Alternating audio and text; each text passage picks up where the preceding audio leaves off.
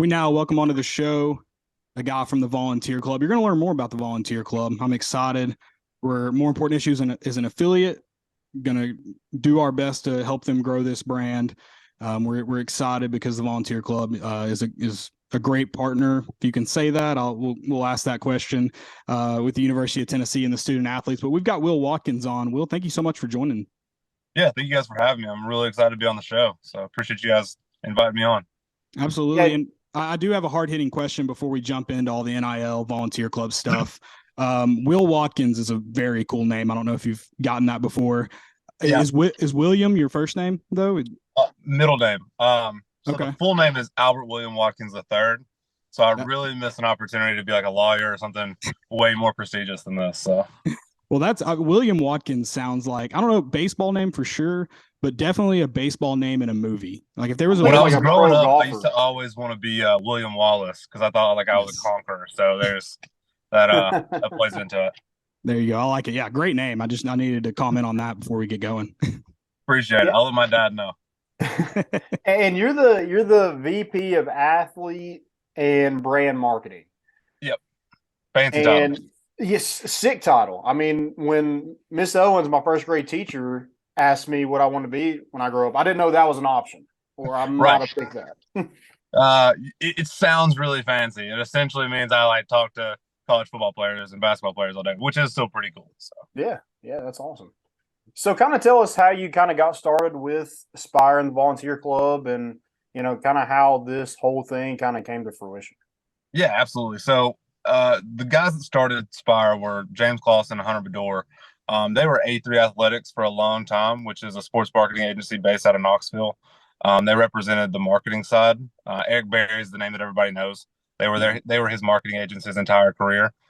So when I was in grad school, I interned for them way back in the day. And so I'd always kind of kept in touch around my career. So that's kind of how I knew them. And so from there, I went and I worked at the University of Oklahoma, came back. I worked at the Vol Network, which is the MMR partner here at the University of Tennessee. From there, I went over to the brand side for brand marketing, worked at Tom Briss here in Knoxville, where I helped marketing for the accounts for Zaxby's, PGA Tour Superstore. And then I was recruited to go to an agency out of Atlanta, where I ran marketing for Hooters of America, for all the Hooters stores across America. And then from there, James and Hunter convinced me to come back and help in the NIL market in Tennessee, because we thought, NIL's an opportunity for Tennessee to get back to the top. And so we thought, a combination of our staff's skill sets would create a real unique opportunity for the athletes here, between their marketing background on the player side, my kind of marketing background on the brand side. We could kind of help athletes know, hey, these are what brands are looking for when they are looking for partners. Here's how to help grow your brand and attract more partners. So, it's kind of a beautiful marriage of skill sets, hopefully. And you kind of hit on it, and I was curious about the origin story. When did you guys get going, though? NIL everyone kind of saw it coming, but it's still not really. There's still a lot to iron out. There's wrinkles in it. So what was that kind of origin story like beyond just saying, hey, this is what we can do? Yeah, so they started Spire originally to represent golfers. So we still do represent Scott Stallings, who's here from Knoxville, playing in Augusta next week. But then, as NIL's coming up and they're reading about it, again, we thought, hey, this is a real opportunity to make a difference for Tennessee athletes. So they kind of pivot the focus away from representing golfers to trying to be able to give back to Tennessee athletes through this way. So really July 1, they're ready to go. I mean, they helped broker a deal between Cade Mays and DW Designs like the first day of it, where he launched a shirt. So they kind of dipping their toe in there. And then pretty quickly we realized there's not an appetite for traditional marketing deals that are going to drive the dollars that we really need to create this NIL environment in Tennessee. So that's kind of why we shifted focus into the Volunteer Club.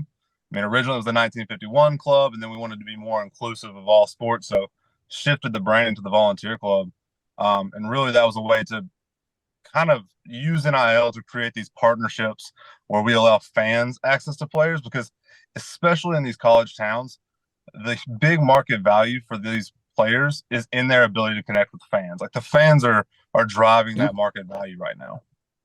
Absolutely. And I'm sorry, you'll learn we're a tangent show. We get off on tangents. You mentioned Scott Stallings. What's the verdict on Scott Stallings second. I guess he's not technically a second like you are a third, but is he gonna caddy down at Augusta? Do you know? I think that's the plan. I hope so. I mean, we're gonna be replaying and reliving the glory days of that beautiful shot of him holding the flag pin all week. So I hope we get an updated version of that.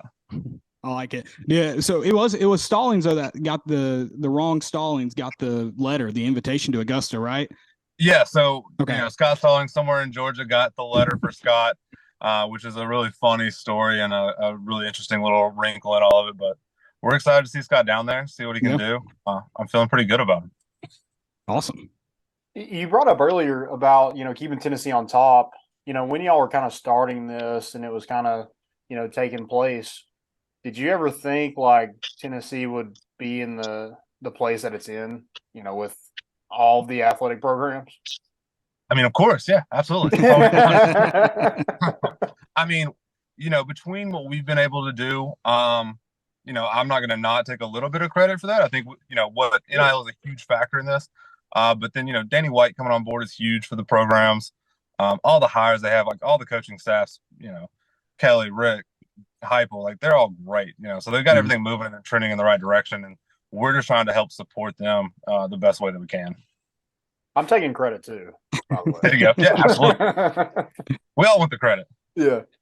I don't want to get too much into the weeds on this one, but I am curious how that you mentioned Cade Mays right off the bat gets a deal day one. How does that connection start with student athletes? Is it they walk on campus and you guys are kind of in their ear already, or what's that like? So, I mean, we're all fans at the end of the day. So we know, all the players. I'm in the roster daily and watching highlight videos. I'm a super fan. So we know, all the players. And so we try to make ourselves as readily available as we can, and try to field their calls, reach out to them, it could be either way. Like I could call a guy could call us and want to be involved, either way it works. As long as we're making a connection, we're always just trying to get to the players. So like when like a group of players are signed to a volunteer club, what does that kind of mean? So it varies a little bit. It depends, it's kind of evolving all the time. But the general idea of it is we sign guys and girls to a deal. And in that deal, it allows them to get a monthly payment so they can help, budget. They learn how to handle budgets. They get paid every month on the first. And then as part of that, what they owe us are, appearances, social posts, autographs. And that kind of allows us to then go take those assets and pass them on to third-party businesses. So if a local business wants to get, Brew McCoy or, Squirrel White, they can call us and be like, hey, I don't know how to get to them. I don't know how to pay them and make it compliant, all these things. Can you help? And we're like, absolutely. What are you looking for? And so then, we have these assets already paid to guys. So it allows us to kind of bridge the gap between what a local business might have for the athlete and the actual market value of what they're looking for. So that way, our goal was always to provide enough money for these guys in these deals so that they're comfortable, and we don't want them chasing every appearance downtown, cutting every ribbon for $25, trying to scrape money together for a meal. Our goal is to allow them to be selective and be the ones that can make the most impact in the community. Yeah, I think that's interesting with the communication, because I guess what I'm getting is like it can go from both ends. Like a player can reach out and be like, I want to work with this business, and y'all can reach out to that business, and same thing with the business. They can reach out and say, I want to work with this player. I mean, our goal is to be a one-stop shop for NIL for everybody in the state of Tennessee and the Southeast, really. If you need help getting a Tennessee athlete, we want to be there for you. And if you're a Tennessee athlete and you want to work with a business, we want to be there for you. So anything anybody needs, even if it's just, hey, you want to learn more about what NIL is, we want to be there to give you a call and walk you through it all. And I know we do have some business owners or maybe just decision makers here that listen to the pod. So anybody that wants that kind of deal and maybe doesn't, like you said, it can be difficult, I'm sure, to navigate like that. Players may not know all the answers either if you contact them. So best thing to do is reach out to the volunteer club and get that ball rolling if you want a player to represent you all, right? Absolutely. I mean, there's not a ton of rules in the NIL as far as like what you have to do, but there are rules, and we've worked really hard to learn what they are. So we want to make sure everybody stays compliant and stays within the guidelines. So we're here to help. And another thing I wanted to ask too is, and you kind of went into it, and it was interesting, and definitely understand it, just haven't heard it articulated. There isn't, I think people have this misconception that a lot of athletes are going to be like the Bryce Youngs that get signed to 7-figure deals, or any of these other athletes that you've heard the crazy numbers, quote unquote, from. Obviously, that's not only real unrealistic for just even the best athletes at some schools, but it's also unrealistic for the other 90 rostered players. How important is that membership that we're going to talk about later on too in the show? How important is that to keep NIL at the top at Tennessee? I mean, it's vital. I mean, it's what separates us, I think, in my mind. You know, every school has a billionaire. We hear a lot of times like, "Oh, this is the billionaires thing." Like the big donors can handle it. And like, yeah, everybody has their role, you know. But like the difference in a Tennessee and an Alabama or a Georgia or a Florida is the passion of our fan base. So if you can have 100,000 Tennessee fans join the volunteer club, yes, that provides a lot of money for the athletes, but it also, our goal is to create a membership that provides a lot of value for those fans. Like when you sign up for the volunteer club, our goal is to make the volunteer club so awesome as a fan club that you don't even realize the money's going to the athletes. That's a secondary thought. What you're thinking is like, I love this community of Tennessee fans that I'm getting to know. I'm getting to go to these tailgates. I'm getting an autograph from this player. This is awesome. Oh, and while I'm doing that, I'm helping support us win. That's what we're looking to do. Yeah, there's so many great perks within each of those tiers. But I do want to ask about the 90% going to the players, and because I think it is kind of, people are kind of weary, especially now with inflation, the economy. People are weary about giving money. So like 90%, like what does that mean? I guess is what I'm asking. So the 90% is 90% of every fan dollar through your membership goes towards players. So last year was technically 92% or 93%, something like that. We did a little audit and talked about it on one of our podcasts, but 90% of every membership dollar is then turned around and gone back to players. And then the other 10% is what we use to pay salaries, operation costs, but it's also what we use to put on tailgates. All of our events comes out of that 10%. Okay, cool. And I did want to ask this too, as far as being the biggest and best NIL, having that membership. You talked about being passionate fans. There's no doubt Tennessee is some of the most passionate fans in the country, if not the most passionate fans, good or bad days sometimes. What, in your experience, is there, when players are making decisions, are they aware of the collectives and their size and their I guess their brand? That are they aware when they're picking out schools that, hey, there's a volunteer club at Tennessee that can help me out? I mean, I think all the players, I say this all the time, kids are so much more in tune with things than I think a lot of adults even are. Like they're early adapters. So like I think they're all very aware of what's happening. And so our goal is to, you know, create this NIL environment for our players here at Tennessee that, you know, it's impossible to ignore. You have to know that it's here because of what we're able to put out. So yeah, I think they're all very aware of it. And that's our goal. We want to do so much for our current student athletes that it's impossible to ignore. Yeah. And I think too, that's if Tennessee is going to continue getting these guys on campus, keeping these guys on campus when it comes to making professional decisions. I think we talked about credit earlier on in the show. You feel like you get a little bit of credit when guys stick around when you're paying. I think so. And it was one of those things. Me and Landon talked about it when we started giving to the volunteer club, that if we want the best, like, we've got to be committed as fans too. We can't just expect someone else to kind of pick up the slack. And the perks are awesome. I'm wearing my Comfort Colors t-shirt right now. So, I mean, the perks are awesome too. I've got a Cade Mays autograph photo that came with it. I've had to trade out More Important Issues koozie for Volunteer Club koozie every once in a while. You guys have almost got me on some of the shopping discounts. I do have to budget sometimes, unfortunately, but they're awesome. I'll get there. I'll make the purchase one day. But the perks are awesome. But I like to feel that I'm giving my all for Tennessee. Well, yeah, and I mean, again, that's what we're looking for.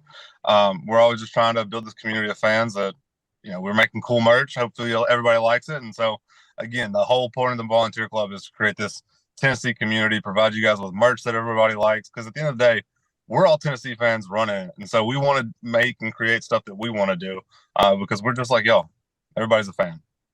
Yeah, and Christian Moore is sporting that beer barrel shirt. He's a friend of the pod, so it's very hard for me to look at that and not buy it every single time.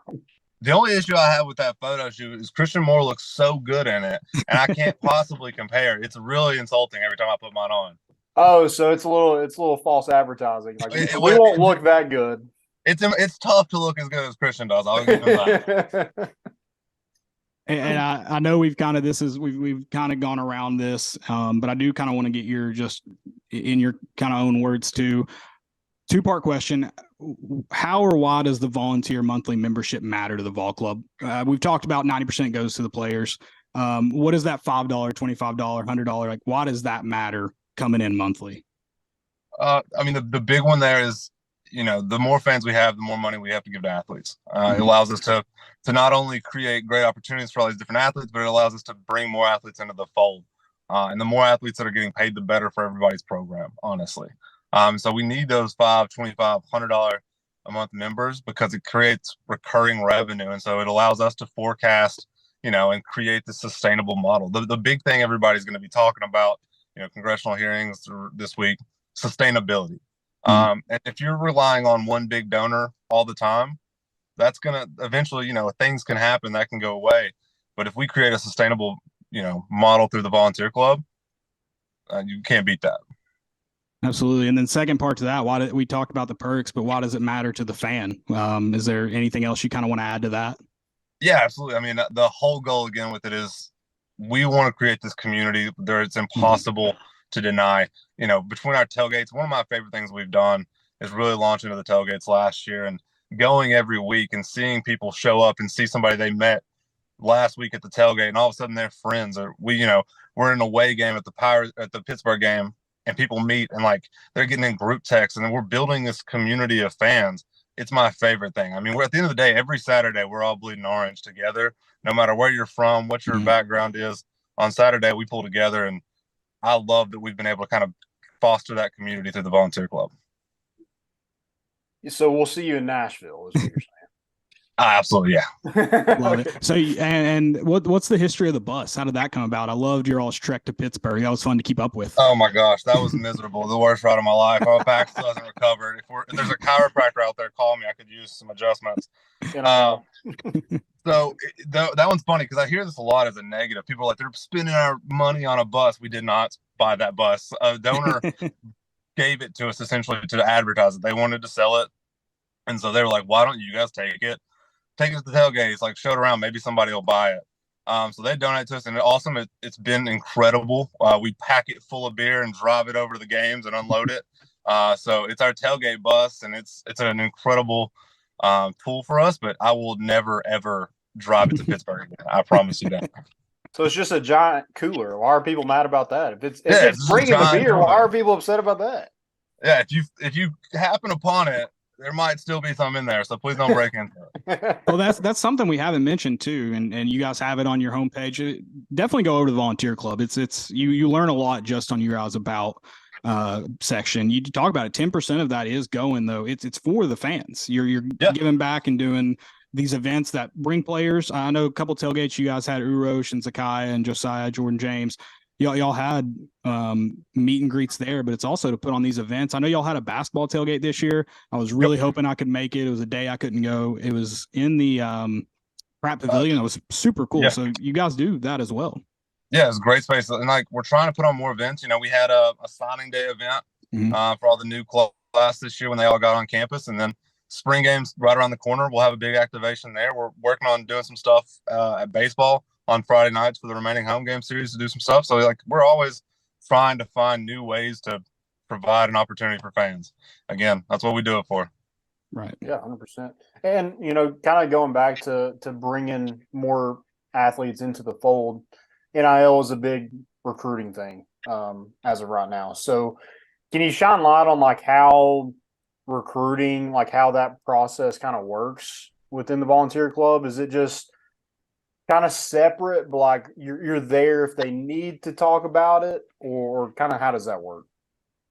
So we talk, talking to recruits, we talk to them once they get on campus. Okay. So athlete gets on campus, he signs, green light, it's go time. I'm trying to find their number. I'm trying to talk to them, get them in the fold. So again, that's our dream there is as soon as we can get them on campus, green light, we'll try to track them down and get them signed up. And that's good. That's a good thing to know. I imagine that's an NCAA rules thing. So like you said, with those businesses, if you've got a big name coming up and you have questions when to contact, that's a good thing to go to the volunteer club for to understand. Yep. And businesses, that's another interesting one. Like technically, like if you're a local business and you have a high school player in your area, now you can do an NIL deal with them. Mm-hmm. One of the rules, we couldn't do a strictly like you have to come to the University of Tennessee because that's an inducement. Can't do that.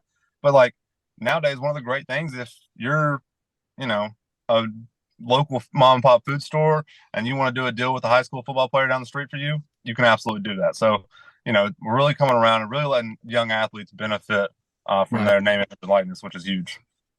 Absolutely. And getting NCAA football back. Speaking of the great things NIL's doing.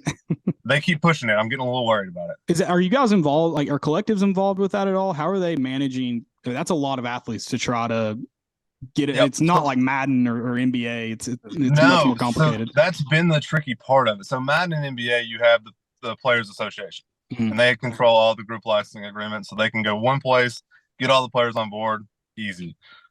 We control a lot of the group licensing stuff at Tennessee.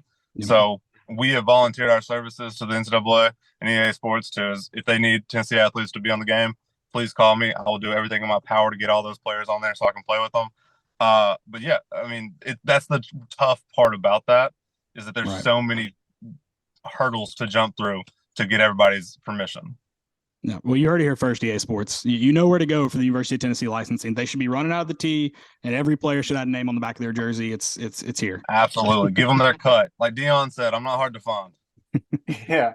We shouldn't have to wait on some nerd to create a roster and us download it all. I was trying to remember. I can't remember the guy's name that used to do them. That I used to download. It was like Pasta something or something like that. Whoever's doing college football revamped, I'm sorry, this is probably not good for you because these players aren't getting their cut. It's awesome. I don't know who puts in that work. It's awesome. I love it. I mean, I don't play it, but it's awesome. We did kind of hit on your overall vision and what you have for the volunteer club, and you actually kind of even mentioned what's key, and that's creating that community. Is there anything else you kind of want to add to that, though? I think that's a really cool opportunity because you do have these kind of sections of those communities that are out there. You have some that listen to this podcast, some that listen to this radio station, some that go to this message board or whatever it may be. And this is a way that kind of brings them all together and also benefits student athletes. Is that like that? Is that the kind of number one vision, or is there anything else to it? Yeah, that's pretty much it. I mean, like you said, at the end, or there's all these different factions. Some guys go on Ball Nation, some are on VolQuest, some are on Go Balls. Some are on Rivals. Like wherever you may be to consume your Tennessee stuff. At the end of the day, we're all rooting for Tennessee. So we're trying to create a one-stop shop for everybody that's a Tennessee fan to come together and support Tennessee student athletes. I love it. I'm dumb, so if I understand that, hopefully everybody else can. I'm not the if anybody's got questions, go on the website, shoot us an email, give us a call. Yeah. We will track them all down and call them all until they understand it. I love it. So you mentioned that, one of your favorite things, you get to talk to, these athletes all day long. Who were some of your, I don't want to say favorites, who were some of the best ones that you got to talk to? Everybody always asks that, and I'm always afraid to say names because they'll start connecting dots and think I mean something bad about somebody. Yeah. But I love Joe Milton. He's one of my favorite people in the world. The way he runs that building at this point, he's really taken on a leadership role. I had dinner with him a week or two ago, and he's unbelievable. I mean, you couldn't ask for a better leader on that program right now. Big fan of Cooper Mays. He's always a great guy to deal with. Amari Thomas, huge. Big O I'm a big fan of him. Trying to think. Some of the new guys that I've gotten to meet. I really like Dante Thornton. He was really nice. Keenan Peely is an interesting guy because he's coming from Utah. He's married. He's older than everybody. He's very mature. I'm a big fan of him. Let's see. Some of my favorites are Dylan Sampson and Squirrel. They are attached at the hip. They don't leave each other. They are an incredible duo. I had them at an elementary school in Anderson County judging the science fair. It was a hysterical night. Is there a video? I think that'd be good content right there. I know. I should have made it more content. I failed there, but they are hysterical. I like both those guys. There's a lot of speed between the two of them guys. I don't know if that's legal. Cop might pull them over just in the car just for being together. They might have to. That kind of reminded me too of Josh Heupel mentioned. I think he was on Bussin' with the Boys podcast. Actually, he talked about NIL and how it's been great for these players too because they're taking more ownership of the brand. I mean, first off, some of these guys are 18 years old away from home for the first time. Unfortunately, trouble sometimes comes up, but something he's noticed, and you talked about, you've been in athletics for a long time, so you probably noticed too, is they're more of a, hey, I've got to keep my crap together because there's money to be made. Yeah, I mean, absolutely. I think you could go back and look at the incidents over the past, 18 months and realize there's a really, at least for our program, a rapid decline in those. Guys are really, and that's a testament to the coaching staff and stuff as well. Right. But guys are staying out of trouble because they really understand that, if you start making mistakes and you get a reputation, brands aren't going to work with you. You really hurt your own brand value if you're not taking care of business on and off the field. Yeah, and it's not that brand isn't 4 years down the road when you're playing in the NFL. It's now. Like it affects you in the now. So it is. I see it as a positive. The coaching staff has done a really good job, and the former players and everything really imparting on the guys. Like, hey, you're building your future, not just in your NFL, but you want to come back and work in this community one day, and you don't want to tarnish your reputation. So they can look at guys like Jason Swain has done a great job. He went off, did some time in the NFL, came back, and now he's built a career here for himself. There's a lot of business leaders like that have gone on and come back and really made their home in Knoxville. And so as long as you're staying out of trouble and doing the right things, you can build a really nice career after you're done here.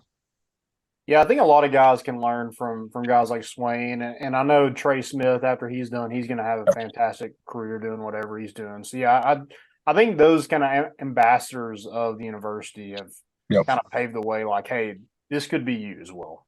Yeah, absolutely. I mean, it's important to have a good role model, and hopefully through NIL, guys are just able to get a jump start on it. If you can make enough money and you can really start investing that in the things that you want to do after football, I think it's a great opportunity for guys. Yeah. I do have one more question. I'm sorry. This will be the last one, and it's somewhat meaningless. One of my favorite rebuttals to NIL, and it's mostly old people. And truthfully, I haven't done my taxes yet, and that's why it hit. I was like, oh crap. April 15th is coming up. I know. I'm sorry. You heard of TurboTax? Like we can help you out. I know. Yeah. Do you guys have a role in that though? These players making money. Some of that's got to be reported over dollar amount. So yeah, I mean that's obviously important. Like the university does a great job of providing education in that department, from my understanding. And then we also, last year we provided tax information. We use the platform that we use is Open Doors. It's where we process our famous athletes. And one of the main reasons we do that is because it takes all the 1099 forms for them and then delivers them all in one place for those guys. So it makes it as easy as possible. There's a lot of tax opportunities there, and there's a lot of tax aid through that site. And then, if any of the guys reach out when the tax season comes, I'm more than happy to have connected them to a tax professional if they need some help with it. Because at the end of the day, that is a big concern. A lot of these guys haven't done that. They definitely haven't done a 1099 employee situation. Yeah. So like us trying to remind them, hey, and Open Doors again does a great job too. There's a 1099. Here's your tax forms. This is what you're gonna have to know at the end of the year. So it's a big factor, but there's a lot of education out there for those guys if they need it. Yeah, it's been my favorite rebuttal from typically the older crowd. So yeah, what about taxes? Yeah, we're all paying them. Don't worry. Yeah, somebody's got to pay for that retirement. My last question, it's kind of a two-parter here. Is Joe Milton him? And then Timothy. I like that. I like that. And then Tennessee LSU, who you got this weekend? It's starting. I guess it already started. Yeah, I hope this doesn't make me look bad, but I'm going Tennessee in a sweep. But first question, Joe is the man. I couldn't say more. I think he has an incredible year. And I kept telling him when everybody was hyping up Will Levis and Anthony Richardson that he should be their number one fan because everything people say they do well, he does better. He's bigger, he's faster, he throws the ball further. So that's all they can do. And he can, again, do that better than they can. So that's a hell of a spin zone. That is beautiful. That's what we're here for. So I love Joe and everything he's doing. I think he's going to have a great year. I can't wait to see it. For baseball, I'm going sweep against LSU. They're terrible. Chase is going to take care of it on the mound tonight. I got Griffin Merritt hitting 2 home runs, and I got Dickey hitting 1. I like Griffin Merritt because he has gone lower in the batting order this week. So when Zane didn't move to the 9-hole on Sunday, he went 3 for 3 with 5 RBI. So I like that. Griffin's my guy. I'm a big fan. He's old too. He's an old man too. You're a big fan of the old guys. Oh yeah. Well, they're a little more mature. They're easy. They respond to me better. I don't have to pretend I know what's going on TikTok when I talk to them. I like Will Watkins. Great name. Better sports predictor. I love this. Let's keep it rolling. Will, we really appreciate you coming on, talking about this. Hopefully next time we have you on, we can just talk ball. Everybody will get a grasp on NIL and the collectives and everything, and we can just talk ball for 30 minutes. I love it. Let's get on here and talk ball, talk spring ball, see what everybody's shaping up, see where everybody's coming on. So yeah. Do you have any questions for us? Kind of shifted a little bit. You good? All right. Yeah. The street lights came on. It's time to go home. That golden hour's over. Gotta go inside. Yeah. Playtime's over. All right, Will, we appreciate it, man. No, thank y'all for having me. Have a good one.